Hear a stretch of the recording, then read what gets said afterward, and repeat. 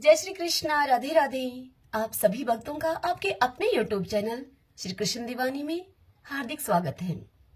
आज हम सुन रहे हैं कार्तिक मास महात्म्य अध्याय 23 की कथा।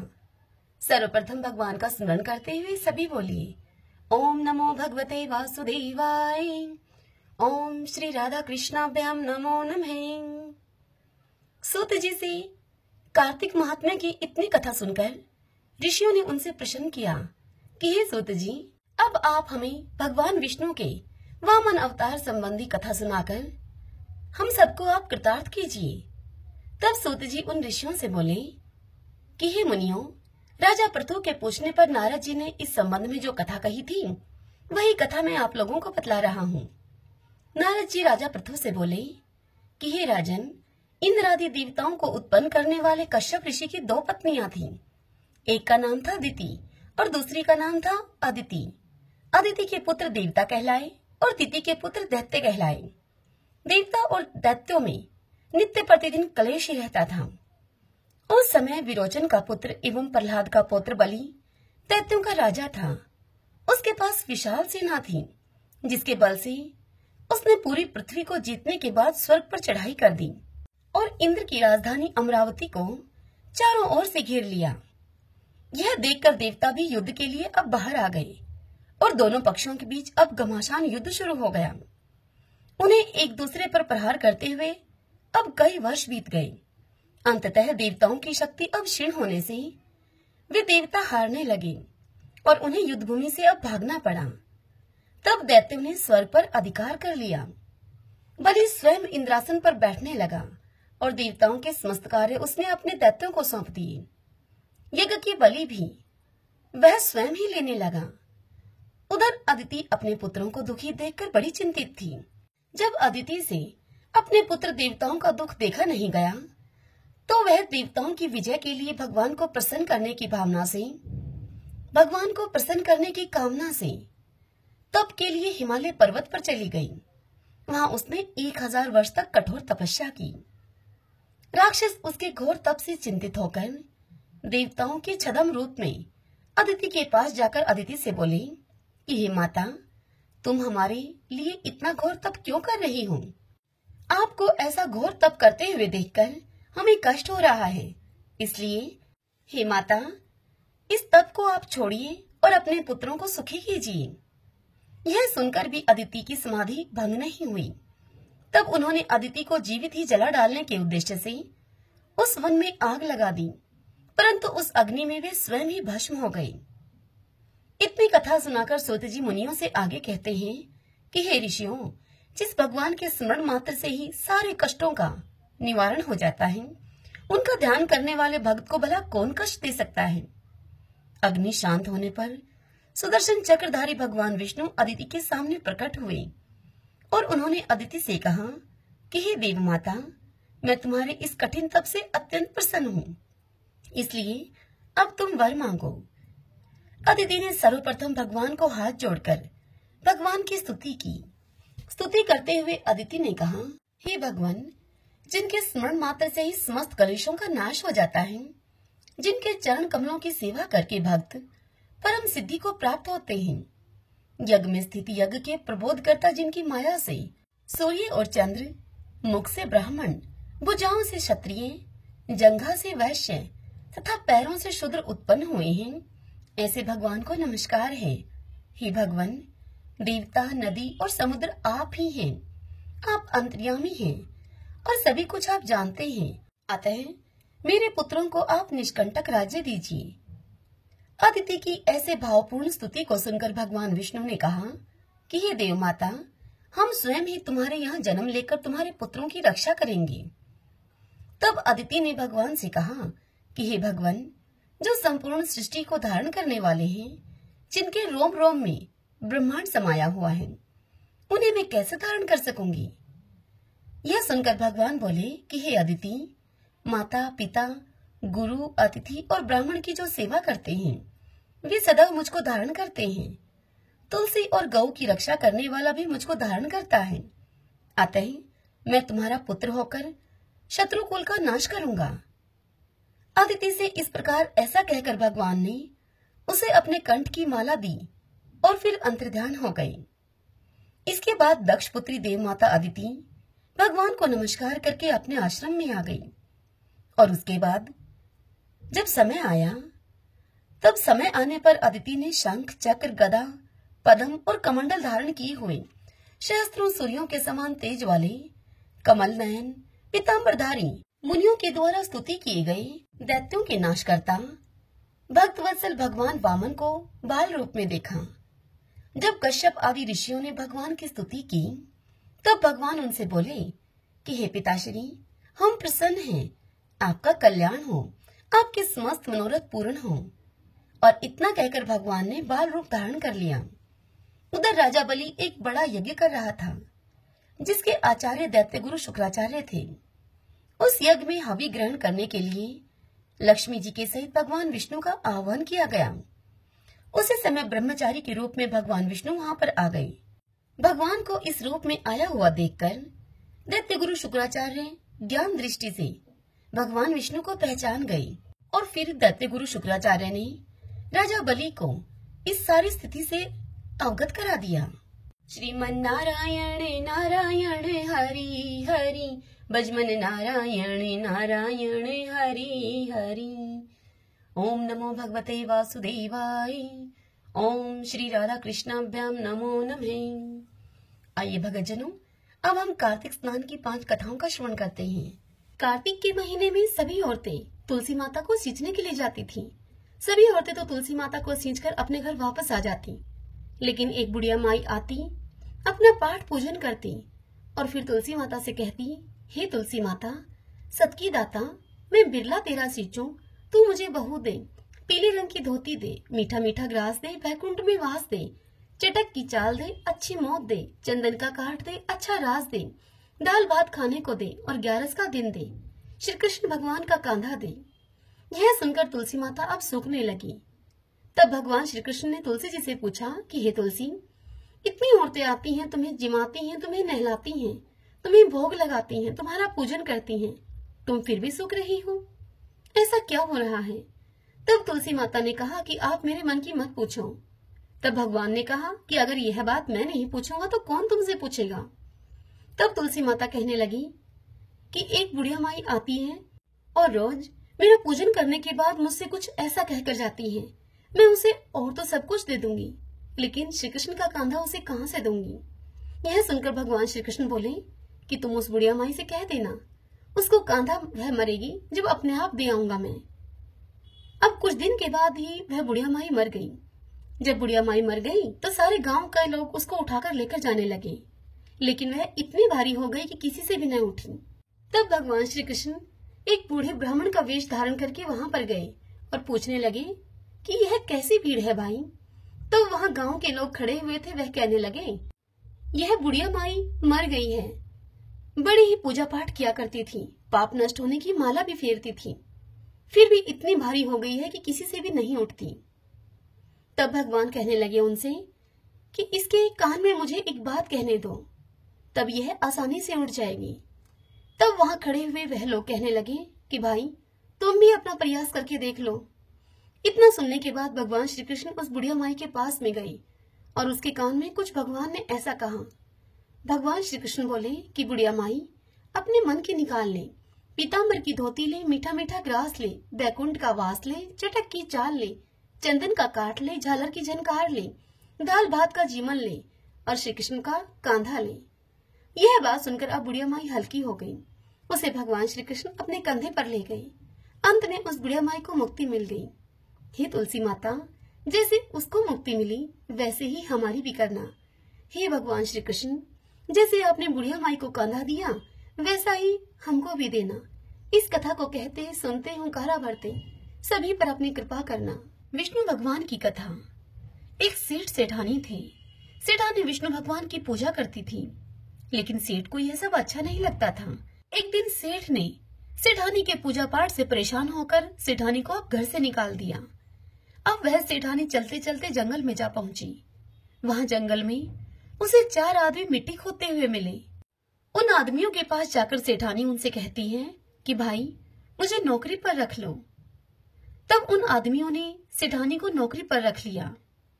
मिट्टी खोदने से अब सेठानी के हाथों में छाले पड़ गए और उसके सिर के बाल उड़ गए।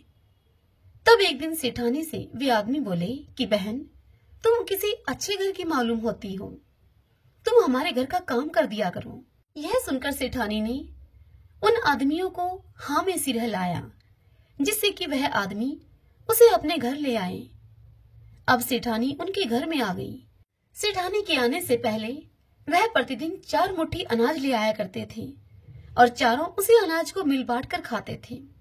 अब सेठानी आ गई तो सेठानी उनसे कहने लगी कि कल से तुम 8 मुट्ठी अनाज लेकर आना। अगले दिन वो लोग 8 मुट्ठी अनाज लेकर आए।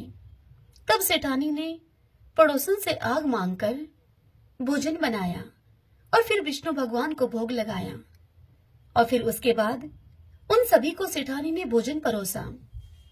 तब सभी आदमी कहने लगे कि बहन, भोजन बड़ा ही स्वाद है। तब वह सेठानी, जो कि उन आदमियों की बहन बनी हुई थी, वह कहने लगी कि भैया, भोजन तो स्वाद होगा ही, यह भगवान का जूठा जो है। उधर वह सेठ, जिसने अपनी सेठानी को, अपनी पत्नी को घर से निकाल दिया था, उसके पूजा पाठ से परेशान होकर अब उस सेठ के ऐसे दिन आए कि अब वह भूखा मरने लगा। तब अड़ोस पड़ोस के सभी कहने लगे कि सेठानी के भाग का खाया करता था यह है। इस मूर्ख ने अपनी पत्नी को घर से निकाल दिया। सेठ ने जब यह बात सुनी तो उसने विचार किया और अब वह सेठ अपनी पत्नी को ढूंढने के लिए निकल पड़ा घर से। ढूंढते ढूंढते वह भी उसी जंगल में आ गया। वहां उसने उन्हीं 4 आदमियों को मिट्टी खोदते हुए देखा। सेठ ने उन आदमियों से कहा कि भाई, मुझे नौकरी पर रख लो। तब वे उससे बोले कि हम तो मिट्टी खोदने का काम करते हैं, तुम भी कर लो। अब सेठ ने मिट्टी खोदने का काम शुरू किया, जिससे कि सेठ के हाथों में अब छाले पड़ गए और सेठ के सिर के बाल उड़ गए। सेठ की ऐसी दशा को देखकर वे आदमी बोले कि भाई, तुम अच्छे घर के लगते हो, तुम हमारे घर पे रह लिया करो और वहीं रहकर कुछ काम धंधा कर लिया करो। और यह कहकर वह उस सेठ को अपने घर ले गए।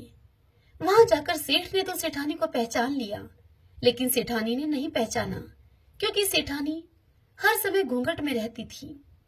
सेठानी ने अब शाम को भोजन बनाया, विष्णु भगवान को भोग लगाया और फिर सभी को भोजन परोसने लगी। जब सेठ की थाली परोसने लगी तो विष्णु भगवान ने सेठानी का हाथ पकड़ लिया। यह देखकर सेठानी के धर्म के भाई उससे कहने लगे कि बहन, ये क्या कर रही हो? तब वह बहन बोली कि भाई, मैं तो कुछ भी नहीं कर रही, मेरा हाथ तो विष्णु भगवान ने पकड़ रखा है। तब वह आदमी बोले कि हमें भी अपने भगवान के दर्शन करवाओ बहन। तब सेठानी ने भगवान से प्रार्थना की तो विष्णु भगवान ने सभी को दर्शन दिए और फिर सेठ ने भी सेठानी से माफी मांगी। तत्पश्चात भाइयों ने बहन को बहुत सा धन देकर विदा किया और फिर सेठ और सेठानी दोनों मिलकर विष्णु भगवान की पूजा करने लगी। अब उन सेठ सेठानी के घर में अन्न धन के भंडार भर गए। हे मेरे विष्णु भगवान, जैसे आपने उस सेठ सेठानी के घर में अन्न धन के भंडार भरे, वैसी ही कृपा सब पर करना। सभी बोलिए विष्णु भगवान की जय। एक साहूकार और साहूकारनी थी। दोनों भगवान शंकर की पूजा किया करते थे। उनके घर में कोई संतान नहीं थी। एक दिन पार्वती जी भगवान शंकर से बोली कि हे नाथ, यह आपकी कितनी पूजा करते हैं, आप इन्हें कुछ दो। तब भगवान शंकर पार्वती से बोले कि यह पुत्र के लिए पूजा करते हैं, परंतु इनके भाग्य में संतान नहीं है। तब पार्वती जी नहीं मानी और प्रभु शंकर से बोली कि हे नाथ, इन्हें एक पुत्र अवश्य देना पड़ेगा आपको। तब भगवान शंकर बोले कि अच्छा, मैं इन्हें एक पुत्र दूंगा, परंतु उसकी आयु सिर्फ 12 वर्ष की होगी। यह सब बातें साहूकार सुन रहा था। उसे यह बात सुनकर न कोई खुशी हुई और न ही कोई दुख हुआ। अब वह अपने घर को चला गया। साहूकारनी के 9 महीने के बाद एक पुत्र पैदा हुआ। घर में बड़ी खुशियां मनाई गई, परंतु साहूकार को कोई खुशी नहीं हुई। अब बेटा साहूकार का बड़ा हुआ तो साहूकारनी साहूकार से बोली कि मैं तो अपने बेटे का ब्याह करूंगी।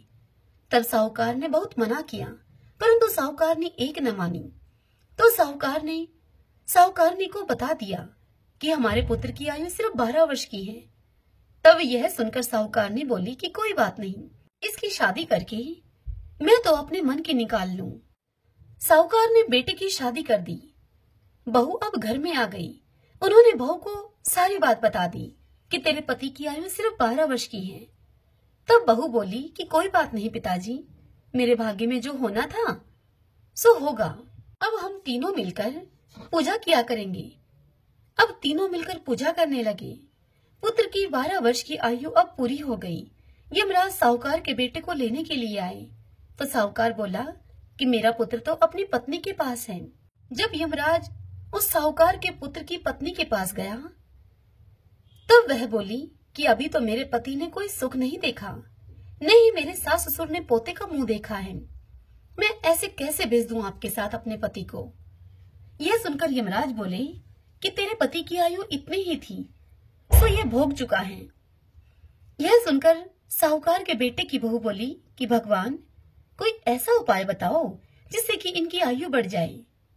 तब यमराज बोले यदि कोई यमराज का फूका उठाकर रख दे 1 वर्ष तक मेरी कहानी को कहे तब यह हो सकता है। यह सुनकर साहूकार के बेटे की बहू बोली फूका क्या होता है। तब भगवान बोले कि यमराज का काला कंबल, लोहे का तसला 5.25 रुपए उठाकर रख दे यमराज के नाम से। 1 वर्ष पूरा होने के बाद यमराज के निमित्त किसी को दे दे तो इसकी आयु लंबी हो जाएगी। तो बहू ने ऐसा ही किया। उसके पति की लंबी आयु हो गई। एक साहूकार था, उसके एक बेटी थी जो कि रोज पीपल सींचने के लिए जाती थी। पीपल में से लक्ष्मी जी रोज निकलती और चली जाती। एक दिन लक्ष्मी जी ने साहूकार की बेटी से कहा कि तू मेरी सहेली बन जा। तब लड़की ने कहा कि मैं कल अपने पिताजी से पूछ कर आऊंगी। तब लड़की ने जाकर अपने घर में अपने पिताजी से यह सारी बात बताई। तो उसके पिताजी बोले बेटी वह तो लक्ष्मी जी हैं, अपने को और क्या चाहिए, तो उनकी सहेली बन जा। दूसरे दिन वह लड़की जब फिर से पीपल सींचने के लिए गई तो लक्ष्मी जी पीपल से फिर निकलकर बाहर आई और उससे कहा कि मेरी सहेली बन जा। तब उस लड़की ने कहा कि मैं सहेली बन जाऊंगी और दोनों फिर एक दूसरे की सहेलियां बन गई। लक्ष्मी जी ने उसको खाने का न्योता दिया। तब घर आकर साहूकार की लड़की ने अपने पिता से कहा कि मेरी सहेली ने मुझे खाने का न्योता दिया है। तब उसके पिता ने कहा कि सहेली के जीमने जाने पर घर संभाल कर जाना। जब वह लक्ष्मी जी के यहाँ जीमने के लिए गई तो लक्ष्मी जी ने उसे शाल दुशाला ओढ़ने के लिए दिया, रुपए परखने के लिए दिए, सोने की चौकी, सोने की थाली में 36 प्रकार का भोजन परोस दिया। जब वह जिम कर जाने लगी तो लक्ष्मी जी ने साहूकार की लड़की का पल्ला पकड़ लिया और उससे कहा मैं भी तेरे घर जिमने आऊंगी।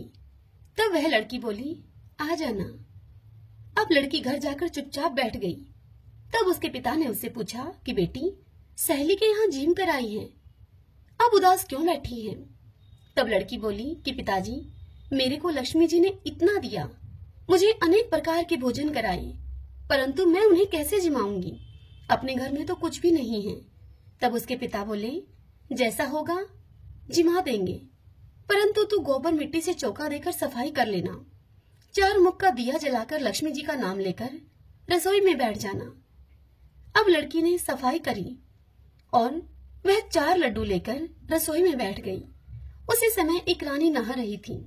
उसका 9 लखा हार चील उठाकर ले आई और वह हार साहूकार के घर में डाल दिया और उस लड़की के हाथों से लड्डू लेकर चली गई। लड़की हार को तोड़कर बाजार ले गई और सामान लाने लगी तो सुनार ने उससे पूछा कि क्या चाहिए। तब उस साहूकार की लड़की ने कहा सोने की चौकी, सोने का थाल, दुशाला दे दो, मोहरे दे दो और सारी सामग्री दे दो। 36 प्रकार का भोजन हो जाए, मुझे इतना सामान दे दो। सारी चीजें लाकर अब लड़की ने रसोई तैयार की। तब गणेश जी ने कहा कि लक्ष्मी जी को बुलाओ। आगे आगे गणेश जी और पीछे पीछे लक्ष्मी जी आई।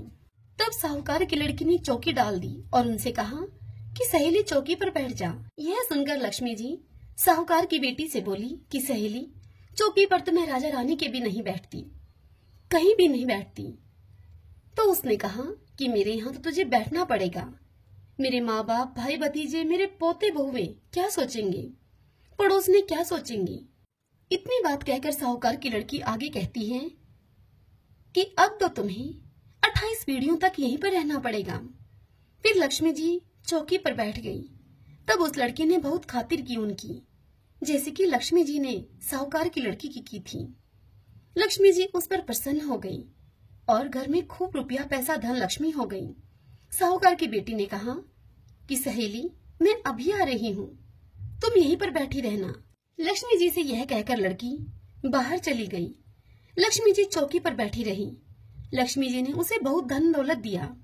हे लक्ष्मी माता, जैसे तुमने साहूकार की बेटी को दिया वैसे ही सबको देना।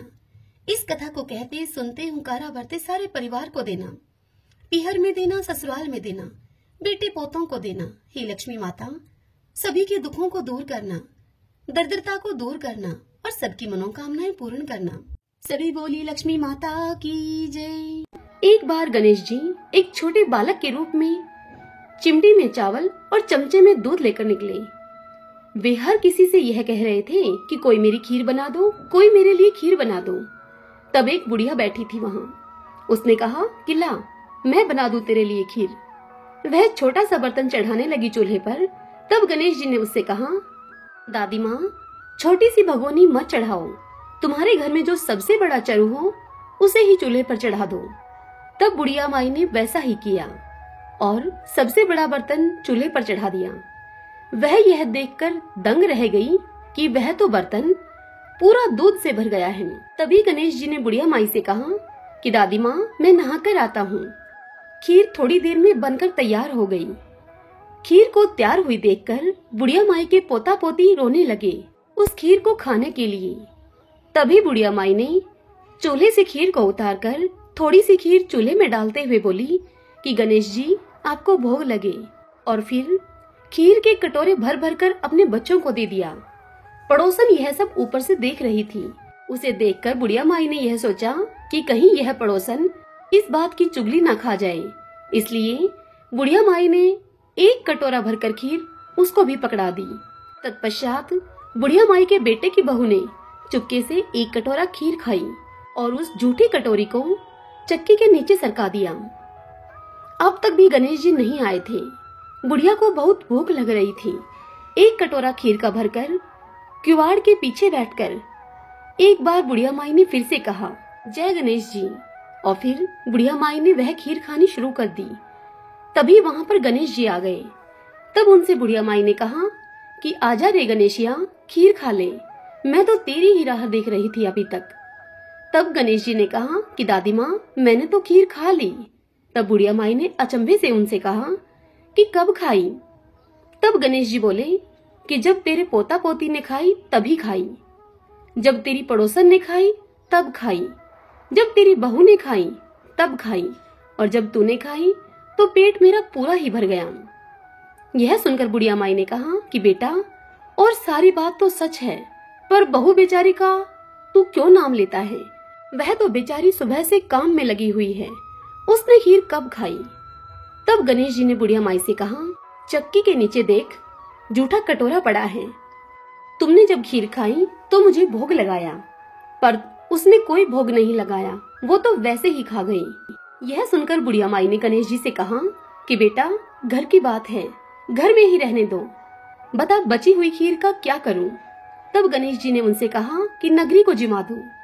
लोगों को न्योता दिया तो सब हंसने लगे और बोले कि कल तक तो खाने का पता नहीं था, आज यह नगरी को जिमाएंगे। फिर भी लोग आए और ठाठ से जिमे। नगरी पूरी उन्होंने खीर से जिमा दी। तब भी चरु अर्थात खीर का पतीला पूरा ही भरा था। राजा को जब यह पता लगा तो बुढ़िया को उसने बुलवाया और उससे कहा कि क्यों बुढ़िया, ऐसा चरु तेरे घर अच्छा लगे या हमारे घर? तब बुढ़िया ने उनसे कहा कि राजा जी, उसे आप ले लो। राजा जी ने खीर का चरु महल में मंगवा लिया। लाते ही खीर में कीड़े मकोड़े, बिच्छू और कंछले हो गए और उस खीर से दुर्गंध आने लगी। अब तब राजा जी ने बुढ़िया माई से कहा कि बुढ़िया माई, अपना चरु वापस ले जा, जा तुझे हमने दिया ये। तब बुढ़िया ने कहा कि राजा जी, आप देते तो पहले भी कभी देते, यह चरा तो मुझे मेरे गणेश जी ने दिया है। बुढ़िया ने चरा वापस लिया। लेते ही सुगंधित खीर हो गई। घर आकर बुढ़िया ने गणेश जी से पूछा कि बची हुई खीर का मैं क्या करूं? तब गणेश जी ने बुढ़िया माई से कहा कि झोपड़े के कोने में खड्डा खोदकर तुम उसे गाड़ दो। उसी जगह सुबह उठकर वापस खोदोगी तो तुम्हें धन के 2 चरे मिलेंगे। ऐसा कहकर गणेश जी अंतर्ध्यान हो गई। जाते समय झोपड़ी के लात मारते गए और झोपड़ी के स्थान पर बुढ़िया माई का महल हो गया। बहू जब सुबह उठी तो उसने फावड़ा लेकर पूरे घर को खोद दिया, परंतु उसे कुछ भी नहीं मिला। बहू ने कहा कि सासू जी, थारो गणेश जी तो झूठो है। सास ने कहा कि बहू, मारो गणेश जी झूठो तो नहीं है, ला मैं देखती हूँ। वह सुई लेकर खोदने लगी तो टन टन करते 2 धन के चरे निकल आए। बहू ने कहा कि सासू जी, गणेश जी तो साचे ही हैं। सास ने कहा कि गणेश जी तो भावना के भूखे हैं। हे मेरे गणेश जी, जैसा तुमने बुढ़िया माई को दिया वैसा सबको देना। कहानी कहने वाले, हुंकारा भरने वाले, कहानी सुनने वाले सभी को देना। इसी गांव में एक सेठ सेठानी रहते थे। घर में धन धान्य की उनके किसी प्रकार की कोई कमी नहीं थी। वे दोनों पति पत्नी पीपल देव की नित्यनेम से पूजा किया करते थे। वह दोनों पीपल सींचने के लिए 5 कोस दूर जाया करते थे। समय अब बीतता चला गया, लेकिन उनका यह नियम नहीं बदला। वह दोनों अब वृद्ध हो गए थे। उम्र बढ़ने के कारण अब वह पीपल सींचकर जब घर पर आते तो बहुत ही थक जाते और फिर घर आने के बाद उनसे कुछ काम भी नहीं हो पाता था।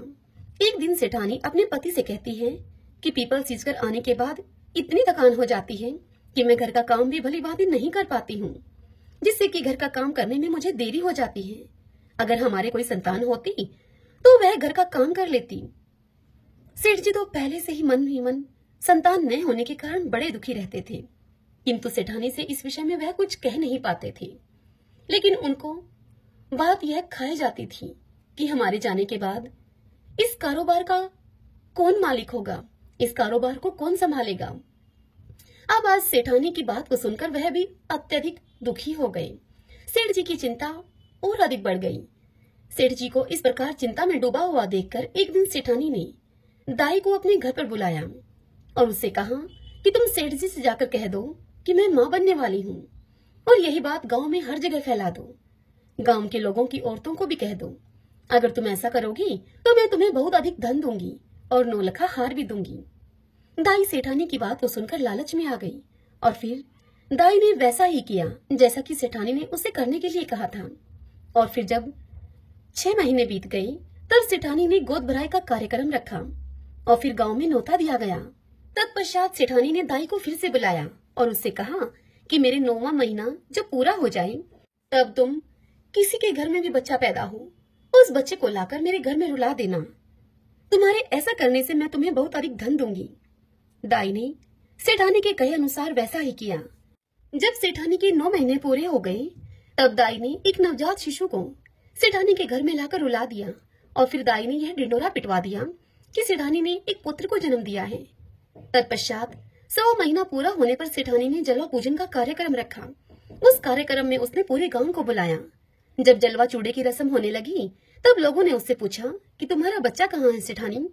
तब सेठानी कहने लगी कि यह पूजा मैं कटार के साथ करूंगी, कुंवर साहब को नजर लग जाएगी, इसीलिए उसे अभी बाहर नहीं निकालेंगे। और इसी प्रकार 5 से 6 साल बीत गए। गांव के किसी भी व्यक्ति या किसी भी औरत ने कुंवर साहब को नहीं देखा था। फिर एक दिन सेठानी सेठ जी से कहती है कि मेरा बेटा पढ़ने के लिए काशी जी जाएगा। सेठानी की यह बात सुनकर सेठ जी उससे कहते हैं कि मैंने तो आज तक तेरे बेटे को ही नहीं देखा है, कहाँ है तेरा बेटा? जिस बेटे को मैंने आज तक नहीं देखा उसे काशी जी में कैसे भेजूंगा पढ़ने के लिए? यह सुनकर सेठानी बोली कि जैसा मैं बोल रही हूँ आप वैसा ही करिए। पूरे गांव में आप यह बात बता दीजिए कि हमारा बेटा काशी जी पढ़ने के लिए चला गया है। सेठ ने सेठानी के कहे अनुसार सारे गांव में ऐसा ही बोल दिया। अब ऐसे ही समय बीता गया। फिर एक दिन सेठानी सेठ जी से बोली कि हमारा बेटा अब 16 वर्ष का हो गया है, उसकी शादी करनी है। आप एक सुंदर सुशील कन्या को देखकर मेरे बेटे की शादी करवा दो और घर में बहू ले आओ। सेठानी की इस बात को सुनकर सेठ जी गुस्से में उससे बोले कि तुम क्यों मेरे बुढ़ापे पर मिट्टी फेंक रही हो? जिस बेटे को आज तक मैंने नहीं देखा उसके लिए मैं बहू कहां से लेकर आऊं? तब सेठानी सेठ से दोबारा बोली कि आप लड़की ढूंढो तो सही, मेरा बेटा आ जाएगा। सेठ जी के पास धन की तो कोई कमी थी नहीं। सेठानी के जोर देने पर सेठ जी ने मन में कुछ सोच विचार किया और फिर एक पोटली ली और उस पोटली में थोड़ा सा आटा डाला। पोटली को बांधने से पहले उन्होंने उस पोटली में सोने की कुछ मोहरें डाल दी और लड़की ढूंढने के लिए अब सेठ जी चल पड़े। चलते चलते वह एक गांव में पहुंचे जहां पर कुछ लड़कियां खेल रही थीं। सेठ जी अब थक गए थे और उन लड़कियों के खेल को देखने की इच्छा से वे उन लड़कियों के पास ही बैठ गए। जब वे सभी लड़कियां खेल खत्म करके अपने अपने घर को जाने लगी, तब सभी लड़कियां अपने द्वारा बनाए गए मिट्टी के घरों को तोड़ रही थीं, परंतु उनमें से एक लड़की ने अपना बनाया हुआ घर नहीं तोड़ा। तब बाकी लड़कियां उससे कहने लगी कि तुमने अपना घर क्यों नहीं तोड़ा? तब वह लड़की बोली कि मैं अपना बनाया हुआ घर कभी नहीं तोड़ूंगी। फिर वह सभी लड़की अपने अपने घर चली गई। सेठ जी वहां से उठे और उसी लड़की के पीछे पीछे चल दिए। सेठ जी को वह लड़की सियानी लगी जिसने अपना घर नहीं तोड़ा था। सेठ जी को वह लड़की बड़ी ही बुद्धिमान लगी। अब चलते चलते सेठ जी उसी लड़की के घर के आंगन में पहुंच गए और वहीं आंगन में ही वहां बैठ गए सेठ जी और उस लड़की से कहने लगे कि बेटी, मैं 2 दिन से भूखा हूँ, क्या तुम मुझे खाना खिला दोगी? तब लड़की ने सेठ जी से कहा कि ठीक है। फिर लड़की घर के अंदर जाकर अपनी माँ से बोली। तब उसकी माँ उससे बोली कि बेटी, मैंने तो खाना खा लिया है, अब तो घर में खाने के लिए कुछ भी नहीं है, आटा भी नहीं है। लड़की ने यही सब जाकर बाहर उस बुजुर्ग व्यक्ति अर्थात उस सेठ जी से कह दिया। तब सेठ जी उस लड़की से बोले कि बेटी, आटा मेरे पास है, तुम यह आटा ले जाओ और मुझे खाना बना दो। सेठ जी ने वह पोटली उस लड़की को थमा दी। लड़की ने वह पोटली लाकर अपनी माँ को दे दी। माँ ने जब पोटली को खोलकर देखा तो उसमें सोने की 4 मोहरें भी हैं। तो उसने वह सभी मोहरें लड़की के हाथ में देकर उससे कहा कि बेटा, यह सोने की मोहरें उन्हें वापस देकर आओ। जब लड़की बुजुर्ग व्यक्ति के पास सोने की मोहरें देने के लिए जाती है तो वह कहते हैं कि बेटी, यह मोहरें तुम ही रख लो, हमारे घर में पैसे की कोई कमी नहीं है। फिर उन मोहरों को लड़की अपने पास रख लेती है। इतनी देर में ही उस लड़की के पिता भी वहां पर आ जाते हैं। तत्पश्चात सेठ जी और लड़की के पिता में आपस में बातचीत होने लगती है। अब कुछ समय के बाद भोजन की थाल भी लगा दी जाती है और सेठ जी भोजन करने के लिए वहां बैठ जाते हैं और खाना खाते हैं। सभी बैठे हुए लड़की के पिता सोचते हैं कि यह बुजुर्ग व्यक्ति बड़ा ही धनवान है। अब जैसे ही सेठ जी खाना खाकर उठते हैं, तब उस लड़की के पिताजी उनसे पूछते हैं कि आप आगे कहाँ जा रहे हैं? तब सेठ जी उनसे बोलते हैं कि मैं अपने लड़के की शादी के लिए लड़की देखने के लिए जा रहा हूँ। मेरा लड़का काशी जी पढ़ने के लिए गया हुआ है, वह 12 वर्ष के बाद लौट कर आएगा। यह सुनकर लड़की के पिता ने अपने मन में विचार किया कि यह व्यक्ति बड़ा ही धनवान है और लड़के की शादी कराने के लिए लड़की भी ढूंढ रहा है। क्यों ना मेरी लड़की का विवाह इसके लड़के से हो जाए। मेरी लड़की इनके घर में जाएगी तो बड़ा सुख पाएगी, राज रचेगी। यदि यह विवाह हो जाए तो कितना अच्छा हो। तत्पश्चात लड़की के पिता ने उस बुजुर्ग अर्थात उस सेठ जी से कहा कि यदि आपको ठीक लगे तो आप अपने बेटे का विवाह मेरी बेटी से करवा दीजिए। यह सुनकर सेठ जी बड़े ही खुश हुए और फिर एक नारियल और 1.25 रुपए का शगुन उस लड़की को दे दिया। तत्पश्चात सेठ जी लड़की के पिताजी से बोले, मेरा बेटा काशी जी पढ़ने के लिए गया है और वह 12 वर्ष के बाद लौट कर आएगा। तब लड़की के पिता ने कहा कि कोई बात नहीं है। तत्पश्चात सेठ जी ने घर जाकर सारी बात सेठानी को बताई। कुछ दिन बीत जाने पर सेठानी ने सेठ जी से कहा कि अब विवाह करा के उस लड़की को अपने घर पर ले आओ। तब सेठ जी उससे कहने लगे कि यही तो मन में चिंता का विषय है कि शादी कैसे होगी। तब सेठानी बोली कि शादी खांडे के साथ होगी। खांडा तलवार को कहा जाता है। तब सेठ जी फिर से लड़की के घर गए और वहां जाकर उनसे शादी के विषय में बात करते हुए कहते हैं कि मेरा बेटा अभी नहीं आ सकता, वह अभी काशी जी पढ़ने के लिए गया है। 12 वर्ष पूरे होने पर ही वह लौटेगा, अभी उसे आने में समय लगेगा। यदि आप राजी हो तो मैं अपने बेटे के स्थान पर यह खांडा रख दूंगा और यह शादी संपन्न हो जाएगी। पुराने जमाने में लोग ऐसे ही शादियां कर दिया करते थे। असली कीमत तो आदमी की वचन और जुबान की होती है। सेठ जी की बात को सुनकर लड़की के पिता ने खूब सोच विचार करके लड़की की शादी खांडे के साथ करवा दी। तत्पश्चात सेठ जी बहू को लेकर अपने घर को लौटे। सेठानी बहू को देखकर बड़ी खुश हुई, फूली न समाई। जब सेठ सेठानी पीपल सींचने के लिए जाते तो बहू पीछे से इस घर का सारा काम निपटा लेती और सेठ सेठानी के घर वापस आने पर वह बहू उनके लिए खाना बनाकर तैयार रखती थी और फिर उनके लिए खाना परोसती। तत्पश्चात वह बहू अपनी सास के पैरों की खूब मालिश करती और उनकी खूब सेवा करती। और प्रेम के साथ उनके साथ उस घर में रहती। यह सब करते करते अब ऐसे ही 1 वर्ष बीत गया। फिर एक दिन जब सेठ सेठानी पीपल सींचने के लिए गए हुए थे, तब उनके घर की आग बुझ गई। बहू जब आग लेने के लिए पड़ोस के घर में गई, तब बहू ने पड़ोसन से जाकर कहा कि मुझे थोड़ी सी आग दे दो, मेरे सास ससुर आने वाले होंगे, मुझे उनके लिए जल्दी से खाना भी बनाना है। तब पड़ोसन ने उस बहू से पूछा कि तुम किसकी बहू हो? तब वह बहू कहने लगी कि मेरे पति काशी जी पढ़ने के लिए गए हैं। यह सुनकर पड़ोसन बहू से बोली कि सेठ सेठानी की तो कोई औलाद ही नहीं है, ये तुमसे झूठ बोल रहे हैं, ये तुझे ऐसे ही काम करने के लिए लेकर आए हैं। और इस प्रकार की बातें कहकर पड़ोसन ने उस बहू के कान भर दिए। फिर बहू ने घर आकर बिना मन के ही खाना बनाया, सारे जेवर उतार दिए और बिना श्रृंगार किए हुए पुरानी साड़ी पहन ली। जब सास ससुर पीपल सींचकर घर को लौटे, तब उन्होंने देखा कि आज तो घर का कोई काम नहीं हुआ है। तत्पश्चात उन्होंने बहू से खाना मांगा। बहू ने खाना लाकर दिया। जब उन्होंने खाना खाया तो खाना बिल्कुल फीका था, बिल्कुल बेस्वाद खाना था, उसमें नमक मिर्च कुछ भी नहीं था। तब उन्होंने बहू से पूछा कि बहू आज क्या बात है? बहू आज खाना बिल्कुल फीका सा है। तब बहू ने उत्तर दिया कि आपको तो आज ही खाना फीका मिला है, मेरी तो पूरी जिंदगी ही फीकी है। तब सेठानी पूरी बात समझ गई कि आज इसके किसी ने कान भरे हैं, सब कुछ इसको बता दिया है। अब सेठानी सारी बात देखते समझते हुए चुप रहती है। फिर दूसरे दिन सेठ सेठानी पीपल सींचने के लिए जाने लगते हैं। तब बहू कहती है कि आपने मुझे 6 कोठों की तो चाबी दे रखी है, 7वें कोठे की चाबी मुझे क्यों नहीं दी है? मैं कौन सी बहू हूँ आपकी? तब सेठानी उससे बोली कि नहीं बेटा, ऐसी बात नहीं है, मैंने तो ऐसे ही यह चाबी तुम्हें नहीं दी थी। और फिर सेठानी 7वें कोठे की चाबी भी बहू को दे देती है और बहू को पड़ोसन से बात करने के लिए मना करती है। और फिर वह दोनों पीपल सींचने के लिए चले जाते हैं। अब पीपल सींचते समय भगवान विष्णु का नाम लेते रहे, वह माता लक्ष्मी का नाम लेते रहे। वह दोनों भक्ति भाव से भगवान विष्णु और माता लक्ष्मी की भक्ति, बार बार उनके नाम का उच्चारण करना, उन्हें भोग लगाना, यह तो उन दोनों की दिनचर्या का हिस्सा था।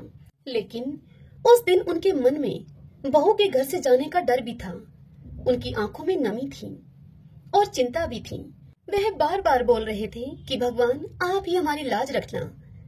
भगवान सदैव अपने भक्तों पर दयालु रहते हैं।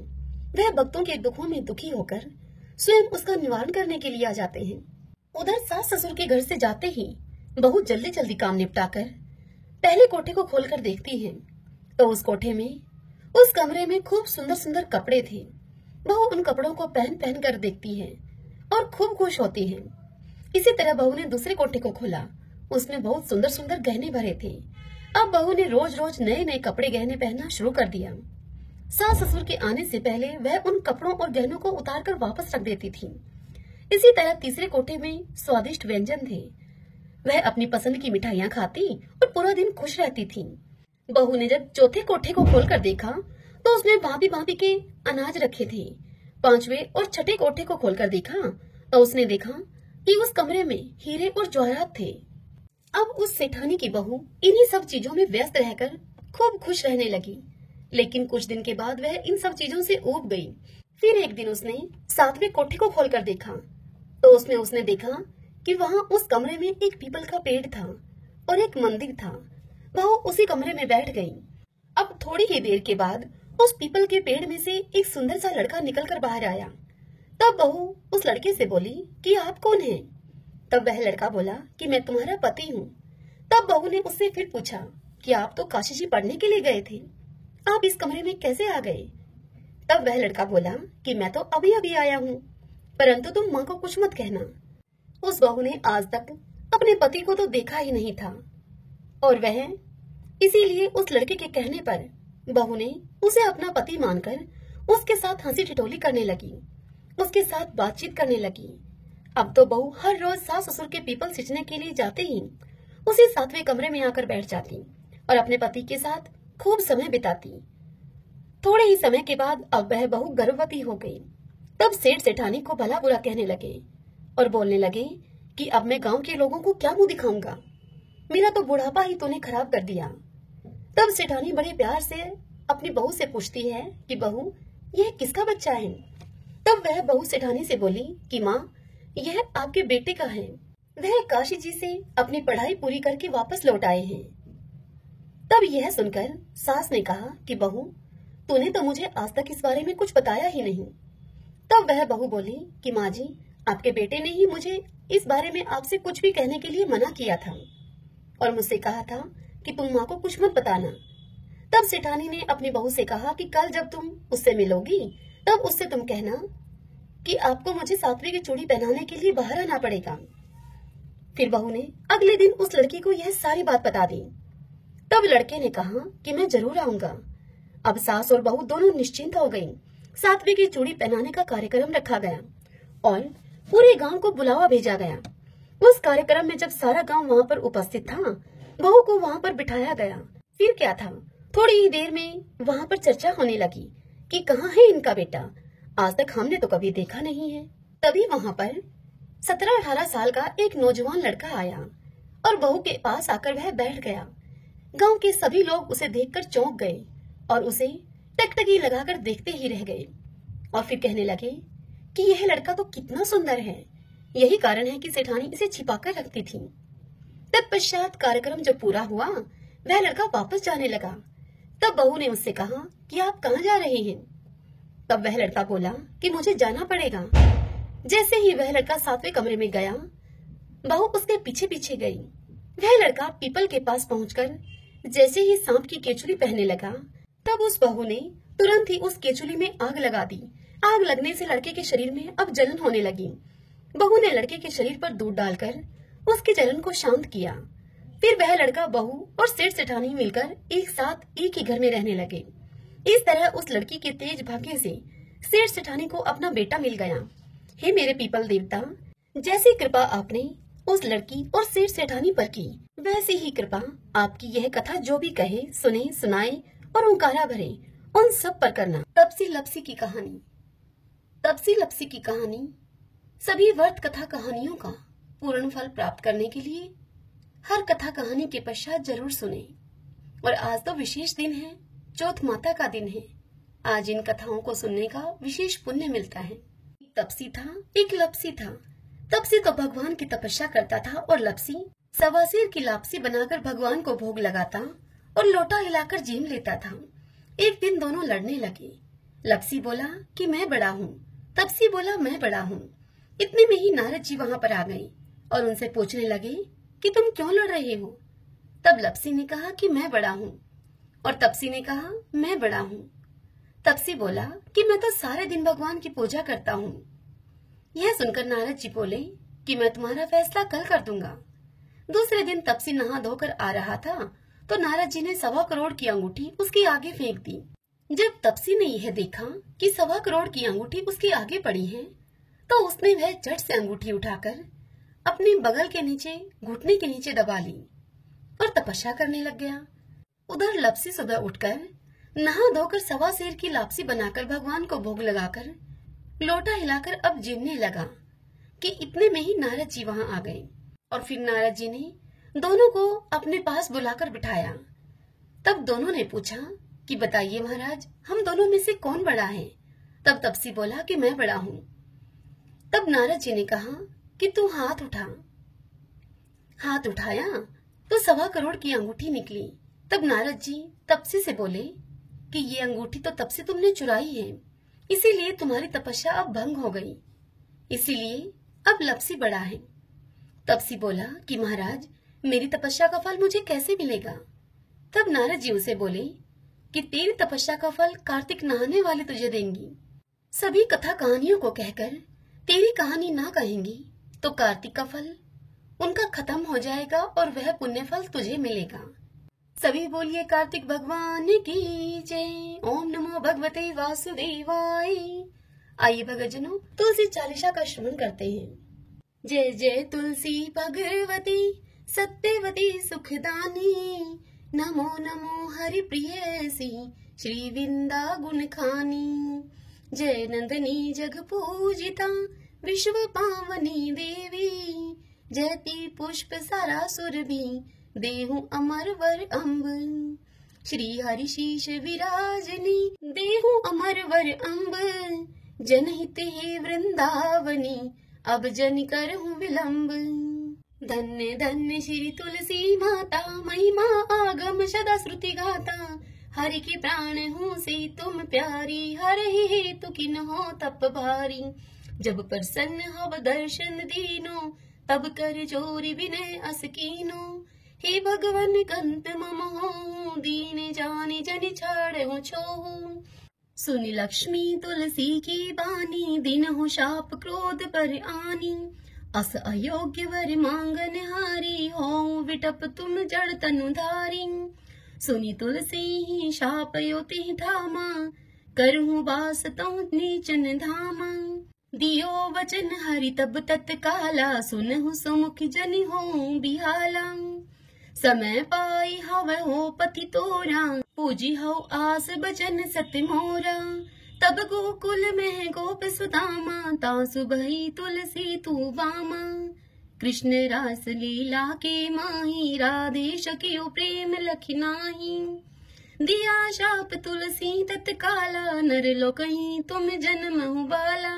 भयो गोप वह दानव राजा, शंकर चूड़ नामक सिर ताजा। तुलसी भई तासु की नारी, परम सती गुण रूप अगारी। असद्व कल्प गीत जब गयो, कल्प तृतीय जन्म तब भयो। वृंदा नाम भयो तुलसी को, असुर जलंधर नाम पति को। करी अति द्वंद अतुल बल धामा, लिनहा शंकर से संग्रामा। जब नित सन्य सहित शिव हारे, मरहिन तब हर हर ही पुकारे। पति भरता वृंदा थी नारी, कौ न सके पतहि गनहारी। तब जलंधर ही भेष बनाई, वृंदा डिग हरि पहुँचयो जाई। शिव हित लही करी कपट प्रसंगा, कियो सतीव धर्म ते ही भंगा। भयो जलंधर कर संहारा, सुनी वृंदा और शोक अपारा। तिहि क्षण दियो कपट हरि टारी, लखी वृंदा दुख गिरा उचारी। जलंधर ही जस हत्यो अभीता, सोई रावण हव हरि सीता। अस प्रस्तर सम हृदय तुम्हारा, धर्म खंडी मम पतहि सहारा।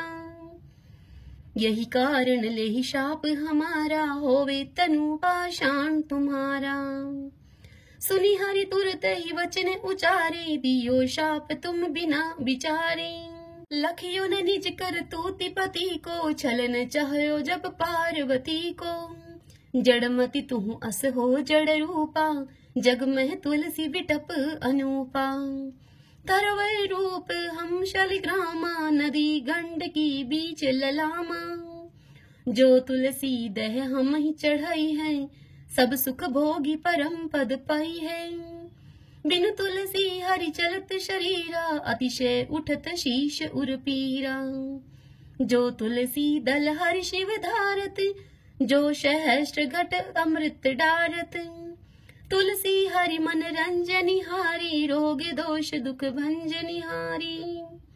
प्रेम सहित हरि भजन निरंतर, तुलसी राधा में नहीं अंतर। सभी बोलिए तुलसी माता की जय। आइए भक्तजनों, अब हम तुलसी माता की आरती और कार्तिक भगवान की आरती करते हैं। जय जय तुलसी माता, जय जय तुलसी माता। सब जग की सुख दाता, वरदाता, जय तुलसी माता। सब योगों के ऊपर, सब रोगों के ऊपर, रुज से रक्षा करके भवत्राता, जय जय तुलसी माता। बटुपुत्री हे श्यामा, सुर बलि हे ग्राम्या। विष्णु प्रिय जो तुमको सेवे, सो नर तर जाता, जय जय तुलसी माता। हरि के शीश विराजत, त्रिभुवन से हो वंदित। पतित जनों की तारिणी विख्याता, जय जय तुलसी माता। लेकर जन्म विजन में आई, दिव्य भवन में। मानव लोक तुम्ही से सुख संपत्ति पाता, जय जय तुलसी माता। हरि को तुम अति प्यारी, श्याम वरण कुमारी। प्रेम अजब है उनको तुमसे कैसा नाता। जय जय तुलसी माता, तुलसी मात की जय। आरती उतारूं मारा कार्तिक भगवान की, आरती उतारूं मारा कार्तिक भगवान की। ठाकुर जी की सेवा में मैं राम नाम बोलती, ठाकुर जी की सेवा में मैं राम नाम बोलती। गाय की सेवा में मारे गोबर पानी बाड़ा में, गाय की सेवा में मारे गोबर पानी बाड़ा में। तुलसी की सेवा में मारे तुलसी फल फूल आंगन में, तुलसी की सेवा में मारे तुलसी फल फूल आंगन में। आरती उतारूं मारा कार्तिक भगवान की, आरती उतारूं मारा कार्तिक भगवान की। ठाकुर जी की सेवा में मैं गंगा जल से नहावती, ठाकुर जी की सेवा में मैं गंगा जल से नहावती। गाय की सेवा में मारे दूध दही बिलोना में, गाय की सेवा में मारे दूध दही बिलोना में। तुलसी जी की सेवा में मारे बरकत है घर आंगन में, तुलसी जी की सेवा में मारे बरकत है घर आंगन में। आरती उतारूं मारा कार्तिक भगवान की, आरती उतारूं मारा कार्तिक भगवान की। ठाकुर जी की सेवा में तिलक लगो मारा माथा में, ठाकुर जी की सेवा में तिलक लगो मारा माथा में। गाय की सेवा में मारे घी धरो है घिलड़ी में, गाय की सेवा में मारे घी धरो है घिलड़ी में। तुलसी जी की सेवा में मारे दीवा बाती क्यारा में, तुलसी जी की सेवा में मारे दीवा बाती क्यारा में। आरती उतारूं मारा कार्तिक भगवान की, आरती उतारूं मारा कार्तिक भगवान की। ठाकुर जी की सेवा में माखन मिश्री डोना में, ठाकुर जी की सेवा में माखन मिश्री दोना में। गाय की सेवा में मारे छाछरा पड़ी थाली में, गाय की सेवा में मारे छाछरा पड़ी थाली में।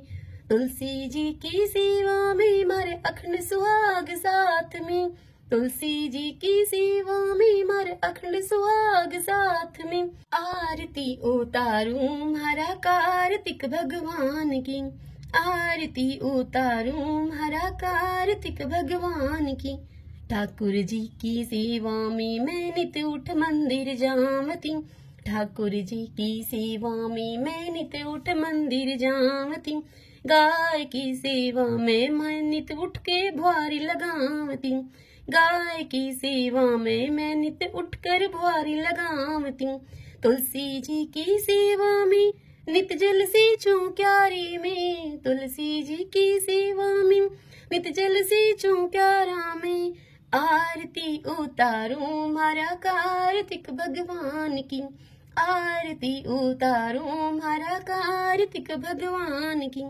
ठाकुर जी की सेवा में सखियों का संग है मंदिर में, ठाकुर जी की सेवा में सखियों का संग है मंदिर में। गाय की सेवा में मारे साथ ग्वाला आंगन में, गाय की सेवा में मारे साथ ग्वाला आंगन में। तुलसी जी की सेवा में मारे घर वाला मारे साथ में, तुलसी जी की सेवा में मारे घर आला मारे साथ में। आरती उतारूं मारा कार्तिक भगवान की, आरती उतारूं मारा कार्तिक भगवान की। ठाकुर जी की सेवा में मैं तुलसी माला फेरती, ठाकुर जी की सेवा में मैं तुलसी माला फेरती। गाय की सेवा में मारे गले गलसरी सोना की, गाय की सेवा में मारे गले गलसरी सोना की। तुलसी जी की सेवा में मारे सिर पर चुंदड़ी लाल है, तुलसी जी की सेवा में मारे सिर पर चुंदड़ी लाल है। आरती उतारूं मारा कार्तिक भगवान की, आरती उतारूं मारा कार्तिक भगवान की। ठाकुर जी की सेवा में बैकुंठा में मैं जावती, ठाकुर जी की सेवा में मैं बैकुंठा में जावती। गाय की सेवा में मैं पापों से मुक्ति पावती, गाय की सेवा में मैं पापों से मुक्ति पावती। तुलसी जी की सेवा में सातों जन्म सुख पावती, तुलसी जी की सेवा से मैं सातों जन्म सुख पावती। आरती उतारूं मारा कार्तिक भगवान की, आरती उतारूं मारा कार्तिक भगवान की। सभी बोलिए कार्तिक भगवान की जय। ओम नमो भगवते वासुदेवाय, ओम श्री कृष्णाय नमो नमः।